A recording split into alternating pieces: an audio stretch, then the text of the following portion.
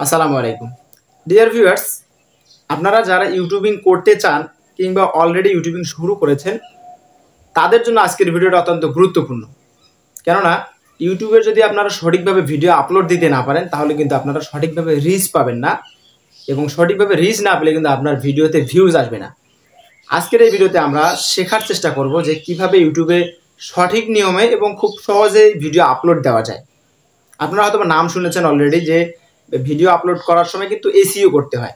আজকের এই ভিডিওতে আমরা এসইও সহ খুব সহজে কিভাবে আপনারা ইউটিউবে ভিডিও আপলোড দিবেন মোবাইল ফোনের সাহায্যে সেটা আজকে আমরা শেখার চেষ্টা করব। আমি যে সিস্টেমে ভিডিও আপলোড দেওয়া মোবাইল দিয়ে দেখাবো, আপনারা যারা কম্পিউটারে আপলোড দিবেন তারাও কিন্তু এই সিস্টেমটা ফলো করতে পারেন। হ্যাঁ, আর খুব বেশি কষ্ট না, খুব ইজিভাবে কিভাবে ভিডিওটা আপলোড দিবেন আজকের এই ভিডিওতে আমরা এটাই শিখব।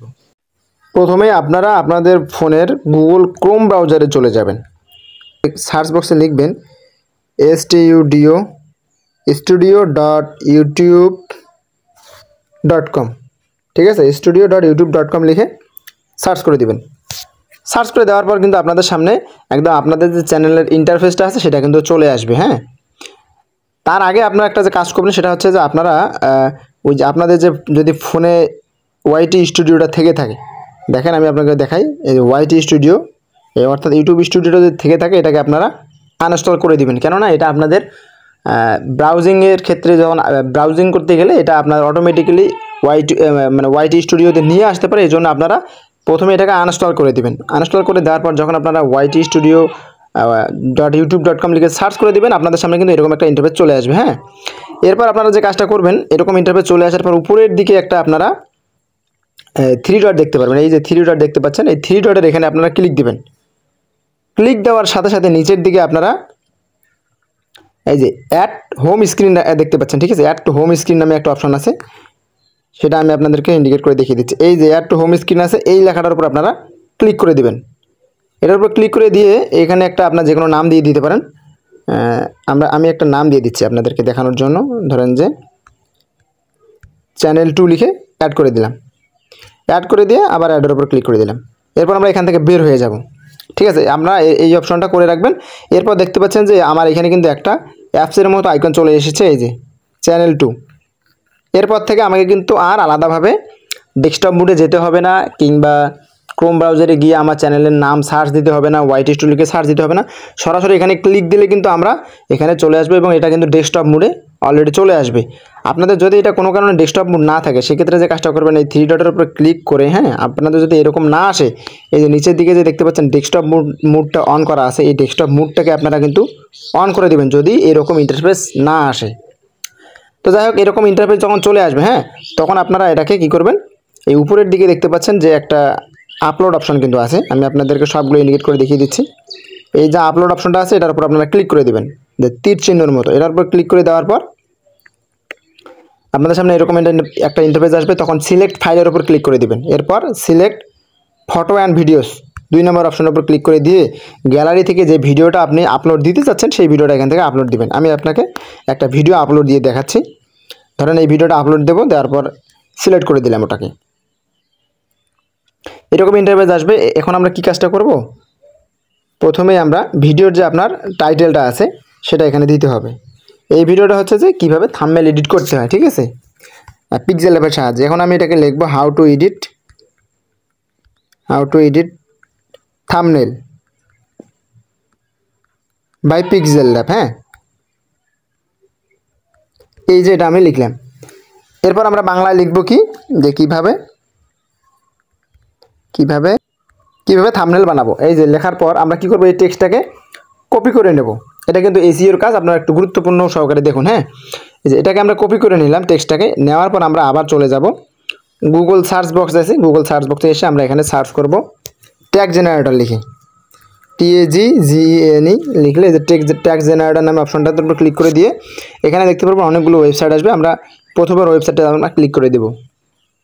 দেওয়ার পর আমরা যে আমরা টাইটেলটা কপি করে নিয়ে এসেছি এখানে আমরা এটাকে পেস্ট করে দেব, দিয়ে আমরা সার্চের উপর ক্লিক করে দেব।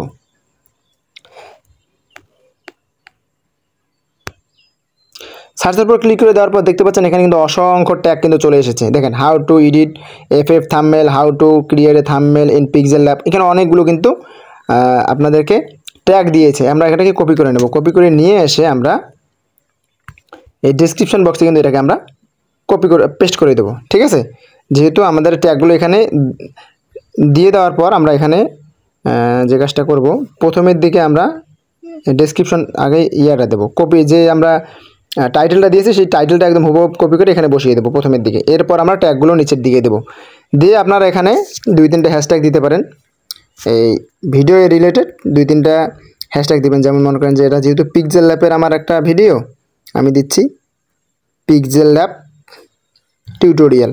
এরপর আপনারা দিতে পারেন থাম্বনেল, হ্যাশট্যাগ দিয়ে থাম্বনেল।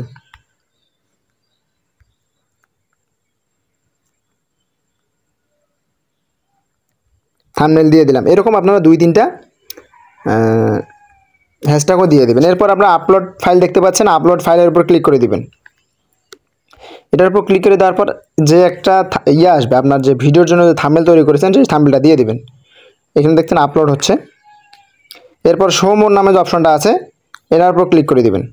তার আগে উপরে দেখতে পাচ্ছেন যে এই যে একটা অপশন আছে যে এটা কি বাচ্চাদের জন্য তৈরি করা কিনা, এটা no it's not made for kids অপশনটা আছে, এটার উপর ক্লিক করে দিবেন। কেননা এটা যদি আপনি বাচ্চাদের জন্য তৈরি করেন সেক্ষেত্রে উপরটাতে টিক দিবেন, আর যদি শুধুমাত্র বাচ্চাদের জন্য তৈরি করে না থাকেন, সবার জন্য তৈরি করে থাকেন, সেক্ষেত্রে নিচেরটাতে টিক দিবেন।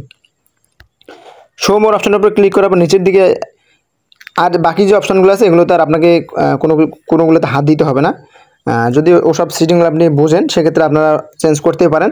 আর ট্যাগ নামে যে অপশনটা দেখতে পাচ্ছেন অ্যাড ট্যাগস, এটার উপর ক্লিক করে দেবেন। এটার উপর ক্লিক করে যে আমরা ট্যাগগুলো কপি করেছিলাম সেই ট্যাগগুলো আমরা এখানে বসিয়ে দেবো।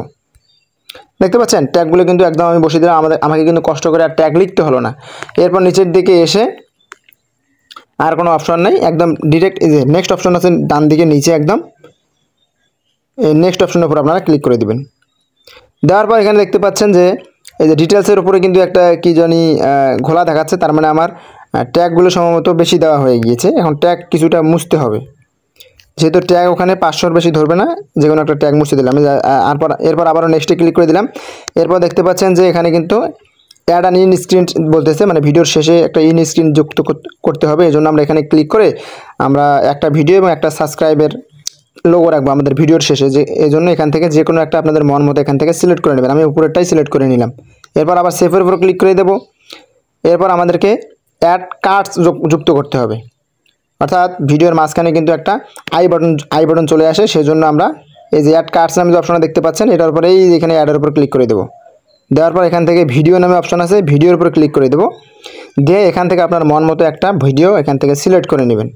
আমি যে কোনো একটা ভিডিও সিলেক্ট করে নিলাম এবং এই আই বাটনটাকে আপনারা কিন্তু এই আই বাটনটা আমি আপনাদেরকে দেখিয়ে দিই। এই আই বাটনটাকে আপনারা টেনে ডান দিকে যেখানে মন, ভিডিওর শেষের দিকে বা মাঝের দিকে যেখানে মন সেখানে বসিয়ে দিবেন।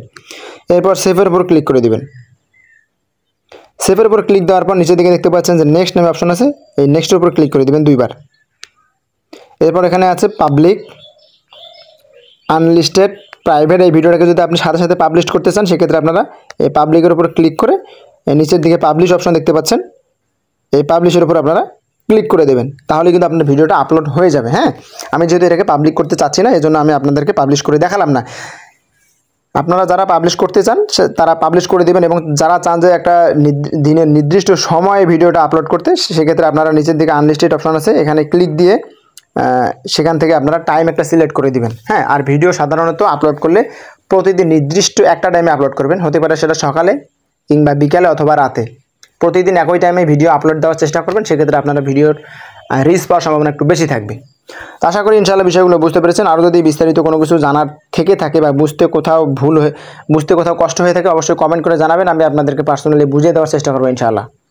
আর কোন বিষয়ে ভিডিও চান অবশ্যই আমাকে কমেন্ট করে জানাবেন, আমি সেই বিষয়ে ভিডিও মেক করার চেষ্টা করব।